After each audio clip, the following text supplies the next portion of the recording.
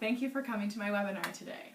Today I'm going to be teaching you how to implement a Fountas and Pinnell benchmark assessment, which is similar to a running record. A running record is something that you can use in your classroom or as a reading specialist to assess the level that your students are reading at. You can use this to guide your instruction for individual students as well as plan your guided reading groups. I prefer to use the Fountas and Pinnell benchmark assessments as opposed to a regular running record because they're a little bit more in depth. They give a deeper miscue analysis as well as giving you a clearer understanding of the student's comprehension level. Let's take a closer look. This is the Fountas and Pinnell record keeping sheet.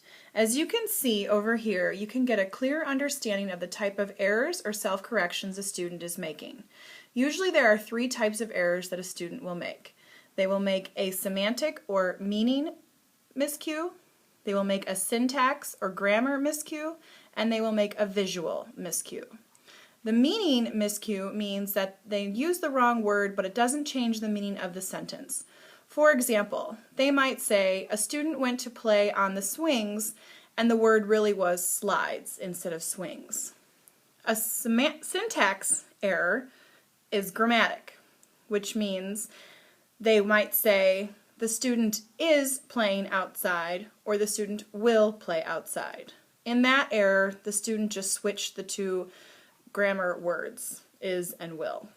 Finally, visual, which is the most common of all miscues, is when they replace a word that looks similar to the word that is written in the text. So they might say, the student went to go run, and the word is, the student ran. What you will need to give this assessment to one of your students is a textbook below their level or at their level, so you can determine if they need to move up or if they need to stay the same. And you need a record keeping sheet, and then you will need a calculator. This Fountas and Pinnell benchmarking system comes with both fiction and nonfiction books. So you can decide which one you would like to use with your student based on how well you know the student and any prior background knowledge they might have. I'm going to be using a nonfiction text today. One other thing that I like to do that does not come with the benchmark system is I keep my notebook for my anecdotal notes of the student. I can also keep track of their errors and self-corrections right here by making tallies. This way, instead of having to flip through the pages at the end of the reading, I can just count right here. So why don't we go ahead and assess a student.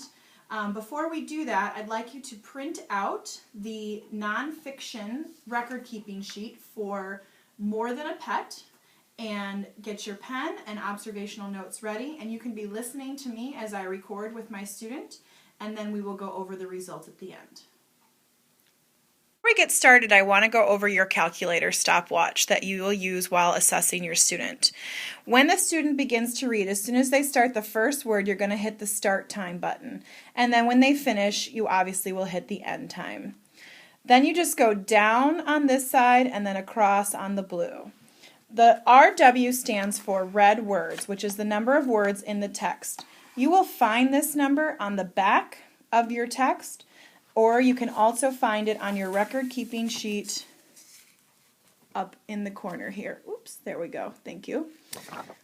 Then, going back to our calculator, you will put their number of errors and their self-corrections. And this is where it's helpful to keep this information on your notebook to the side so you don't have to flip through while your student is still waiting for you. Then you just click the time, and that tells you how long the time was it took the student to read. It will give you the words per minute, the accuracy, and then once again you enter in the self-corrections. And you will record all this information on the top of your data keeping sheet. And then you will move to the comprehension. Ready to try one? Okay. So, hi Gracie, how are you? Good. Good. We are going to read a story today called More Than a Pet. And this is about dogs who help people, and they can give them therapy, and that's something that helps people feel better. And service dogs help people do things. So we're going to read to find out what these dogs do to help people. You're going to read a little bit out loud, and then you're going to read the rest by yourself, and then we'll talk about it when you're done. Okay? Okay. So whenever you're ready. More Than a Pet.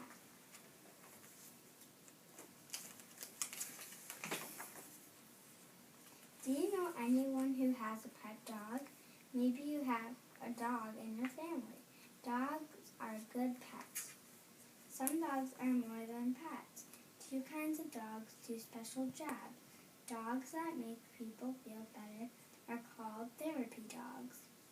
Dogs that work are called service dogs. Therapy dogs. Sometimes people cannot stay at home because they are not well. They must stay in a hospital or in a nursing home. They miss their homes and families. People feel better when they pet a dog. People like to pet dogs and feel their soft fur. Therapy dogs cheer people up when they are sad because they are not feeling well. May is a friendly and snuggly dog. She visits Sam in the hospital. She curls right up in bed and Sam smiles. Eddie is a gentle pup. Her owner takes her to visit people in a nursing home. She stays very still when they pet her. Service dogs. Service dogs are more than pets. Service dogs live with people. They help the people they help. They work, play, and go everywhere with their owners. Service dogs go to a special school where they are trained to help their owners. Royal is a service dog who helps Lily, his owner. Lily needs help because she can't see well. Royal came to live with Lily. When he was a puppy, he and Lily were trained together. Now Royal and Lily are together all the time. Lily holds onto Royal's harness. At the mall or on the train, Royal makes sure it's safe for Lily to walk. Okay, you can read the rest silently and then we'll talk about it when you're done.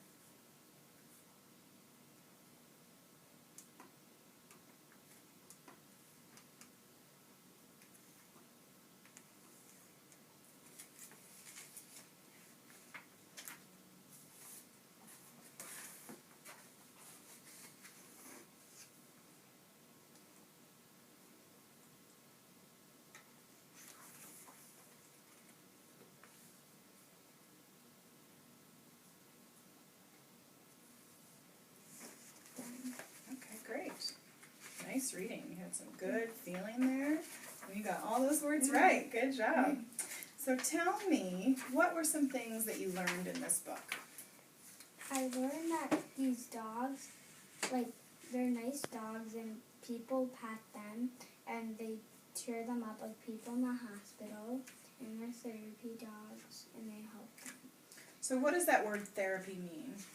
It means it kind of means that they help them kind of.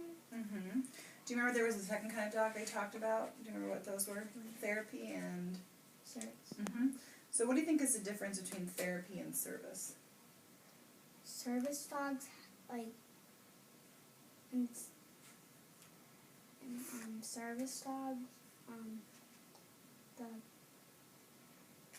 the service dogs, if the person is not can't see or anything, it helps them. Mm-hmm. And what does the therapy dog do? Therapy dog helps the person cheer them up. Wonderful. What was some new information that you didn't know before you read this book that you know now? Well, I didn't know that, I didn't know that therapy dogs could help people and stuff, but until I read this book. Great. Why do you think the dogs are so helpful? Because they get trained. Why do you think that the dogs are important to people? Because people like dogs and if they're trained, then they're nice and people like nice dogs. So let's look at page 13. And look at this picture. What is this telling you? What's happening here in this picture? It kind of looks like that they're going on a special train or something. Mm-hmm. And there's one kid right there and I think that she's her eyes are closed, and I think that he is helping her get on the train. Good. And why do you think she needs the dog to help her get on the train? Because I bet that you can't see. Wonderful. Okay, great. Thank you for reading with me today. You're welcome. Okay, so let's go over these results. Gracie got 100% accuracy. She didn't get any words wrong. She did have one self-correction. Let's see if you noticed. Actually, she had two self-corrections. She skipped the word the when she first started reading this, and then she realized that she made that mistake and she came back and she said it. So I would give this a visual self-correction because she did not see it. And then her second self-correction, she said roll instead of royal when she first said royal is a service dog. And again, this is a visual self-correction. So even though Gracie did not get any errors, I can see that she has some visual issues. So that could be a strategy that I can work on her with.